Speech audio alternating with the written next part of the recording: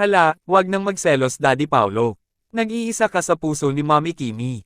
Narito ang buong detalye.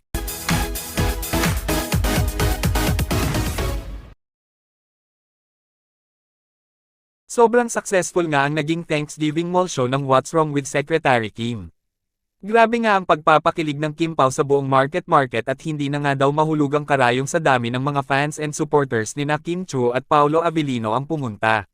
Makikita natin sa backstage ang mga casts ng What's Wrong with Secretary Kim, kabilang ang Korean actor na si Kim Won-shik. Nagpa-picture pa nga siya kay Kim Chiu, nakitang-kita naman natin na si Kim Chiu mismo ay sumaglit lang talaga at bumalik agad sa tabi ni Daddy Paulo.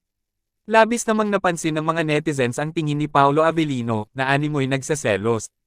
Ayon sa naging komento ni Daisy, "Haha, Pao, ano yan? Ka-cute-cute ni mo magselos Pao oy." At mula naman kay Emzel, "Bakit ganyan ka makatingin Pao? Jelly Ace Daddy Pao. Sobrang cute nga daw tignan ni Paolo. At mukhang selos na selos nga talaga." Ang biro nga ng mga netizens, na tila para silang bagong kasal. At ipinagdadamot na ni Paolo ang kanyang wife. Nakakatuwa nga naman talaga ang Kim Pao. Nag-uma po sa kilig at napakalakas na chemistry. At makikita nga natin sa backstage na nagpicture ang lahat ng cast ng What's Wrong with Secretary Kim. At makikita nga natin na tila nakabakod na si Paolo Avellino kay Kim Chiu sa likod nito para hindi makalapit si Kim Won-shik. Ang cute nga daw magselos ni Daddy Paulo, sobrang nakakakilig at talaga nga namang mahal na mahal niya talaga si Kim Chiu.